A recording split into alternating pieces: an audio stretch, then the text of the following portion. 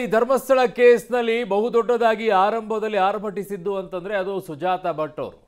ಅನನ್ಯ ಭಟ್ ನನ್ನ ಮಗಳು ನಾಪತ್ತೆಯಾಗಿಬಿಟ್ಟಿದ್ದಾಳೆ ಅಂತ ಹೇಳಿದ್ರು. ಅದರ ಮೇಲೆ ಸ್ಟೋರಿಗಳು ಬಿಲ್ಡ್ ಆದ್ವು. ಓಹೋ, ಯೂಟ್ಯೂಬಲ್ಲಿ ಕೂತ್ಕೊಂಡವ್ರು ಬಿಟ್ರು. ಬುರುಡೆ ಪ್ರಕರಣ ನೆನೆದು ಕಣ್ಣೀರನ್ನ ಹಾಕಿದ್ದಾರೆ ಈಗ ಸುಜಾತ ಭಟ್ ಅವರು. ಏನ್ ಮಾಡಕ್ ಬರಲ್ಲ ಅಮ್ಮ. ಬುರುಡೆ ಪ್ರಕರಣದಲ್ಲಿ ನನ್ನನ್ನು ಬಲುಪಶು ಮಾಡಿದ್ರು. ನಿಮ್ಮ ಅನುಭವದಲ್ಲಿ, ನಿಮ್ಮ ವಯಸ್ಸಿನ ಆಧಾರದಲ್ಲಿ ನೀವು ಅದನ್ನು ಯೋಚನೆ ಮಾಡಬೇಕಾಗಿತ್ತು. ಧರ್ಮಸ್ಥಳಕ್ಕೆ ಹೋಗಿ ಸಾರ್ವಜನಿಕವಾಗಿ ಕ್ಷಮೆ ಕೇಳ್ತೀನಿ ಅಂತಿದ್ದಾರೆ. ಬಟ್ ಕಾನೂನಾತ್ಮಕವಾಗಿ ಆಗೋದಿಲ್ಲ. ಜನ ನಿಮ್ಮನ್ನು ಕ್ಷಮಿಸಬಹುದು. ನನ್ನ ಜೀವನ ನಡೆಸೋಕ್ಕೂ ಕೂಡ ಆಗದಂತೆ ಮಾಡಿಬಿಟ್ರು ಅಂತಿದ್ದಾರೆ. ಅದು ನಿಮ್ಮದೇ ತಪ್ಪು. ನಿಮ್ಮ ಅನುಭವ, ನಿಮ್ಮ ವಯಸ್ಸು ಇವೆಲ್ಲವನ್ನು ಯೋಚನೆ ಮಾಡಬೇಕಾಗಿತ್ತು. ನಾನು ಇಂಥದ್ದು ಮಾಡಿದರೆ ಏನಾಗುತ್ತೆ ಅಂತ. ಅದು ಮಾಡಲಾರದೆ ಯಾವನೋ ಏನೋ ಕಿವಿಲಿ ಓದಿದ ಅಂತ ಹೇಳ್ಬಿಟ್ಟು ನಾನು ಮಾಡ್ಕೊಂಡು ಹೋದರೆ ಹೀಗೆ ಆಗುತ್ತೆ ಅಮ್ಮ. ತುಂಬ ಜನ ನಿಮ್ಮನ್ನು ಕ್ಷಮಿಸಿದ್ದಾರೆ. ನೀವಲ್ಲಿ ಹೋಗಿ ಸಾರ್ವಜನಿಕವಾಗಿ ಕ್ಷಮೆ ಕೇಳಿದ್ರು ಕೂಡ ಜನ ಕ್ಷಮಿಸ್ತಾರೆ. ಕಾನೂನು, ಕೋರ್ಟ್ ಏನು ಡಿಸೈಡ್ ಮಾಡುತ್ತೋ ಗೊತ್ತಿಲ್ಲ. ಬಟ್ ಅದನ್ನು ಫೇಸ್ ಮಾಡಲೇಬೇಕು. ಏನಿದೆಯೋ ನಾನು ಅದನ್ನು ಹೇಳಿದ್ದೀನಿ. ಇಲ್ಲಿ ನನ್ನದು ಏನೂ ಇದಿಲ್ಲ, ಅನುಭವಿಸ್ತಾರೆ. ನಾನೀಗ ಧರ್ಮಸ್ಥಳಕ್ಕೆ ಹೋಗಬೇಕು. ಈ ದೀಪೋತ್ಸವ ಮುಗಿಲಿ ಅಂತ ಕಾಯ್ತಾ ಇದ್ದೀನಿ. ದೀಪೋತ್ಸವ ಮುಗಿದ ತಕ್ಷಣ ಹೆಗ್ಡೆ ಅವರನ್ನು ಮೀಟ್ ಮಾಡಿ ಹಾಗೂ ಕ್ಷಮೆ ಕೇಳಬೇಕಾಗಿದೆ ಒಂದು ವಿಚಾರದಲ್ಲಿ. ಅದನ್ನು ಕ್ಷಮೆ ಕೇಳಿ ಸಾರ್ವಜನಿಕವಾಗಿ ಕ್ಷಮೆ ಕೇಳಿ ದೇವರಿಗೆ ಒಂದು ನಮಸ್ಕಾರ ಮಾಡಿಬಿಟ್ಟು ನನ್ನಿಂದ ಏನಾದರೂ ತಪ್ಪಾಗಿದ್ದರೂ ಅದಕ್ಕೆ ದಯ ತೋರಿಸ್ಬಿಡು ಅಂತ ಹೇಳಿ ನಾನು ಇದು ಮಾಡಬೇಕಾಗಿದೆ ಅಷ್ಟೇ. ನಾನು ಹೆಗ್ಡೆಯವರನ್ನು ನಾನು ಬ್ಲೇವ್ ಮಾಡಿಲ್ಲ. ನಾನು ಯಾವ ಮಾತಲ್ಲೂ ಯಾರನ್ನೂ ನಾನು ಬ್ಲೇವ್ ಮಾಡಿಲ್ಲ. ಎಲ್ಲೂ ನಾನು ಬ್ಲೇವ್ ಮಾಡಿಲ್ಲ. ಯಾಕೆ ಸುಮ್ಮನೆ ಅನಾವಶ್ಯಕ ಒಬ್ಬರನ್ನು ನಾವು ಇದು ಮಾಡಬೇಕು?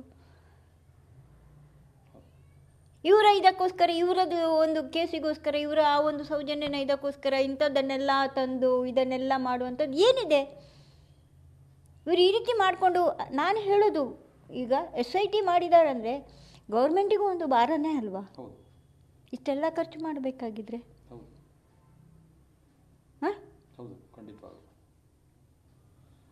ಅಂದರೆ ನಿಮಗೆ ಸಹಾಯ ಮಾಡ್ತೀನಿ ಅಂತ ಈ ಥರ ಧರ್ಮಸ್ಥಳದ ವಿರುದ್ಧ ಅವರು ಷಡ್ಯಂತ್ರ ಮಾಡುವಾಗ ನನ್ನೂ ಬಳಕೆ ಮಾಡಿಕೊಂಡ್ರು ಅನ್ನೋ ನೋವಿದೆ ನಿಮಗೆ? ಹಾಗಾದರೆ ನನಗೆ ನೋವಿದೆ ಟುಡೇ ತನಕ. ಇವಾಗ ನಾನು ಜೀವನ ನಡೆಸಬೇಕು.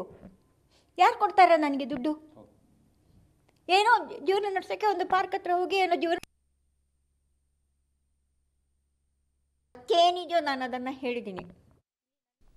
ಆ್ಯಕ್ಚುಲಿ ಈ ವಿಚಾರದಲ್ಲಿ ಈ ಕೇಸ್ ಡಿಟೇಲ್ ಆಗಿ ಆಚೆ ಬರೋಕ್ಕೆ ಶುರುವಾಗಿದ್ದೇ ಸುಜಾತ ಭಟ್ ಅವರಿಂದ. ಅಲ್ಲಿಯವರೆಗೂ ಹೇಗೆ ನಡೀತಾ ಇತ್ತಂದರೆ ಅವ್ರು ಹೇಳಿದ್ದೆಲ್ಲವೂ ಕೂಡ ಸರಿ ಅನ್ನೋ ರೀತಿಯಲ್ಲಿ ಧರ್ಮಸ್ಥಳದ ಬಗ್ಗೆ ನಂಬಿಕೆ ಇಟ್ಕೊಂಡವರು ಕೂಡ ಅಪನಂಬಿಕೆಯನ್ನು ಹುಟ್ಕೊಳ್ಳೋ ರೀತಿಯಲ್ಲಿ ಆಗೋಗಿತ್ತು. ಯಾವಾಗ ಸುಜಾತ ಭಟ್ ಅವರು ತಾವು ಹೇಳ್ತಾ ಇರುವಂಥ ವಿಚಾರದಲ್ಲಿ ಇಲ್ಲ ಅಂಥದ್ದು ಯಾವುದೂ ಇಲ್ಲ, ನನ್ನ ಮಗಳು ನಾಪತ್ತೆ ಆಗಿರೋ ವಿಚಾರದಲ್ಲಿ ನಾನೆಲ್ಲ ಸೃಷ್ಟಿ ಮಾಡಿದ್ದು ಆ ಥರ ಏನೂ ಇಲ್ಲ, ನಾನು ಜಾಗಕ್ಕೋಸ್ಕರ ಈ ಥರ ಮಾಡಿದೆ ಅಂತೇಳಿ ಯಾವತ್ತೂ ಅವರು ಒಂದು ಹೇಳಿಕೆಯನ್ನು ಕೊಟ್ಟರು, ಅವತ್ತಿಂದ ಶುರುವಾಯಿತು ನೋಡಿ ಈ ಎಲ್ಲ ಡ್ರಾಮಾಗಳು ಆಚೆ ಬರೋಕ್ಕೆ ಶುರುವಾಯಿತು. ಅದಾದ ನಂತರ ಚಿನ್ನಯ್ಯನೇ ಕರ್ಕೊಂಡು ಹೋಗಿ ವಿಚಾರಣೆಯನ್ನು ಮಾಡೋಕ್ಕೆ ಶುರು ಮಾಡಿದರು. ಮಾಸ್ಕ್ ತೆಗೆಯೋ ರೀತಿಯಲ್ಲಿ ಆಗೋಯ್ತು. ಇವೆಲ್ಲ ಡ್ರಾಮಾಗಳು ಆಚೆ ಬರೋಕ್ಕೆ ಶುರುವಾಯಿತು. ಸುಜಾತ ಭಟ್ ಅವ್ರು ಹೆಣದಂಥ ಕತೆ ಇತ್ತಲ್ಲ ಅನನ್ಯ ಭಟ್ ವಿಚಾರದಲ್ಲಿ, ಪಬ್ಲಿಕ್ ಟಿವಿ ಮೊಟ್ಟ ಮೊದಲನೇದಾಗಿ ಅವ್ರನ್ನ ದೂರವಾಣಿ ಸಂಪರ್ಕಕ್ಕೆ ತೆಗೆದುಕೊಂಡಾಗ ಅವರು ಒಂದಿಷ್ಟು ಕಥೆಗಳನ್ನು ಹೇಳಕ್ಕೆ ಶುರು ಮಾಡಿದರು. ಕ್ವಶನ್ಗಳನ್ನು ಕೇಳ್ತಾ ಇದ್ವಿ ನಾವು. ನೀವೆಲ್ಲಿ ಕೆಲಸ ಮಾಡ್ತಾ ಇದ್ರಿ ಅಂತಂದಾಗ ನಾನೇ ಇದ್ದಿದ್ದು. ಅವರು ನಾನು ಕೋಲ್ಕತ್ತಾದಲ್ಲಿ ಕೆಲಸ ಮಾಡ್ತಾ ಇದ್ದೆ, ಯಾವಾಗ ಏನು ಎತ್ತ, ನೀವು ಬೆಂಗಳೂರಲ್ಲಿ ಯಾವಾಗ ಬಂದಿದ್ದು, ಯಾವಾಗ ಹೋಗಿದ್ರಿ, ಅದಕ್ಕೆ ಅವ್ರಿಗೆ ಲಿಂಕೇ ಇರಲಿಲ್ಲ. ಫೋನನ್ನು ಕಟ್ ಮಾಡಿಬಿಟ್ಟಿದ್ರು. ಅದು ಅನುಮಾನಕ್ಕೆ ಎಡೆ ಮಾಡಿಕೊಟ್ಟಿತ್ತು. ಅದನ್ನೇ ಇನ್ವೆಸ್ಟಿಗೇಷನನ್ನು ಹಾಗೆ ಶುರು ಮಾಡಿದಾಗ ಡೀಟೇಲ್ ಆಗಿ ಗೊತ್ತಾಯಿತು. ಆಮೇಲೆ ಅವ್ರು ಕ್ಷಮೆ ಕೇಳಿದರು. ಇಲ್ಲ, ನಾನು ಕೇಳಿದ್ದು ತಪ್ಪು, ಅನನ್ಯ ಭಟ್ ಅನ್ನುವಂಥದ್ದೇ ಒಂದು ಸೃಷ್ಟಿ ಮಾಡಿದ್ದು ಅಂತ ಹೇಳಿ ಅಲ್ವಾ? ಸೊ ಈಗ ಈ ವಿಚಾರದಲ್ಲಿ ಈಗ ಹಾಗಿದ್ದಾಗ ಏನಾಯಿತು ಒಂದ್ಸಲ ನಿಮ್ಮನ್ನು ನ್ಯಾಪ್ಸ್ಬಿಡೋಣ. ಯಾಕಂದರೆ ನಮ್ಮ ಜನಕ್ಕೆ ಮರು ಸ್ವಲ್ಪ ಜಾಸ್ತಿ ಅಲ್ವಾ? ಮರು ಸ್ವಲ್ಪ ಸಿಕ್ಕಾಪಟ್ಟೆ ಜಾಸ್ತಿ. ಧರ್ಮಸ್ಥಳ ಕೇಸ್ ಟೈಮ್ ಲೈನನ್ನು ಒಂದ್ಸಲ ನೋಡ್ಬಿಡೋಣ ಹೇಗಿದೆ, ಏನಾಯಿತು ಅಂತ ನೋಡಿ. ಜೂನ್ 22 ಬೆಳ್ತಂಗಡಿ ಕೋರ್ಟ್ಗೆ ದೂರು ಹೋಗುತ್ತೆ. ಬೆಳ್ತಂಗಡಿ ಕೋರ್ಟ್ಗೆ ಒಂದು ದೂರು ಹೋಗುತ್ತೆ ಜೂನ್ 22ನೇ ತಾರೀಕಿಗೆ. ಸೊ ಜುಲೈ 3ನೇ ತಾರೀಕಿಗೆ ಲಿಖಿತ ರೂಪದಲ್ಲಿ SPಗೆ ದೂರನ್ನು ಕೊಡ್ತಾರೆ. ಜೂನ್ 22, ಜುಲೈ 3 ಲಿಖಿತ ರೂಪದಲ್ಲಿ SPಗೆ ದೂರನ್ನು ಕೊಡೋದು. ಜುಲೈ 4ನೇ ತಾರೀಕಿಗೆ ಧರ್ಮಸ್ಥಳ ಠಾಣೆಯಲ್ಲಿ ಪ್ರಕರಣ ದಾಖಲಾಗುತ್ತೆ. ಜುಲೈ 11ನೇ ತಾರೀಕಿಗೆ ಬೆಳ್ತಂಗಡಿ ಕೋರ್ಟ್ಗೆ ಬುರುಡೆಯನ್ನು ಚಿನ್ನಯ್ಯ ತರ್ತಾನೆ. ನೋಡಿ, ಇಲ್ಲಿಂದ ಆಟಗಳು ಶುರುವಾಗುತ್ತೆ. ಕಂಪ್ಲೇಂಟ್ ಕೊಟ್ಟಾಗ ಆಟ ಶುರುವಾಗೋದಿಲ್ಲ. ಈ ಬುರುಡೆ ಮ್ಯಾನು, ಮಾಸ್ಕ್ ಮ್ಯಾನು ತೊಗೊಂಡು ಬರ್ತಾನಲ್ಲ ಬುರುಡೆ, ಅಲ್ಲಿಂದ ಓ ಅಂತ ಎದ್ದೇಳುತ್ತೆ. ಎಲ್ಲಿಂದ ತಂದುಬಿಟ್ಟ ಏನು ಅಂತ ಹೇಳಿ. ಒಂದು ಕಾಮನ್ ಸೆನ್ಸ್ ಬೇಕಾಗಿತ್ತು. ಫಸ್ಟ್ ಆ ಬುರುಡೆ ಎಲ್ಲಿಂದ ತಂದಿಯಪ್ಪ ಅದನ್ನು ಫಸ್ಟ್ ತೋರಿಸು ಅಂತ ಪೊಲೀಸರು ಆರಂಭ ಮಾಡಬೇಕಾಗಿದ್ದು ತನಿಖೆ ಅಲ್ಲಿಂದ. ನಾವು ಆವತ್ತಿಂದಲೂ ಕೇಳ್ತಾ ಇದ್ವಿ. ಅದನ್ನೇ ಶುರು ಮಾಡಲಾರದೆ ಗುಂಡಿ ಅಗಿಸ್ಕೊಂತ ಕೂತಿದಾರಲ್ಲ ಇವರು ಅಂತೇಳಿ. ಅವತ್ತು ಅದ್ರ ಬಗ್ಗೆ ತನಿಖೆ ಮಾಡಿದ್ದಿದ್ರೆ ಅಷ್ಟೆಲ್ಲ ಗುಂಡಿ ಅಗಿಸುವಂಥ ಅಗತ್ಯತೆನೇ ಬರ್ತಾ ಇರಲಿಲ್ಲ. ಬುರುಡೆ ಬಿಡ್ತಾ ಇದ್ದಾನಂತ ಅವತ್ತೇ ಗೊತ್ತಾಗ್ತಿತ್ತು. ಅಷ್ಟೆಲ್ಲ ಖರ್ಚು ಮಾಡಬೇಕಾದಂಥ ಅಗತ್ಯತೆ ಇರಲಿಲ್ಲ. ಆದರೆ ಸರ್ಕಾರಕ್ಕೆ ಅದು ಬೇಕಾಗಿರಲಿಲ್ವಲ್ಲ. ಇನ್ನು 14ನೇ ತಾರೀಕಿಗೆ SITಗೆ ಕೋರಿ ಸರ್ಕಾರಕ್ಕೆ ಮಹಿಳಾ ಆಯೋಗ ಪತ್ರ ಬರೆಯುತ್ತೆ. ಇದು ಇನ್ನೊಂದು ಹಂತಕ್ಕೆ ಹೋಗುತ್ತೆ. ರಾಜ್ಯ ಸರ್ಕಾರದಿಂದ SIT ರಚನೆ ಆಗುತ್ತೆ. ಸೊ 2003ರಲ್ಲಿ ಮಗಳ ಕಾಣೆ ಅಂತ ಹೇಳಿಬಿಟ್ಟು ಸುಜಾತಾ ಭಟ್ ಅವರು SP ಗೆ ಒಂದು ದೂರು ಕೊಡ್ತಾರೆ. ಅದು 15ನೇ ತಾರೀಕಿಗೆ. ಜುಲೈ 25ನೇ ತಾರೀಕಿಗೆ ಧರ್ಮಸ್ಥಳ ಠಾಣೆಗೆ SIT ತನಿಖಾಧಿ ದಯಾಮ್ ಅವರು ಹೋಗ್ತಾರೆ.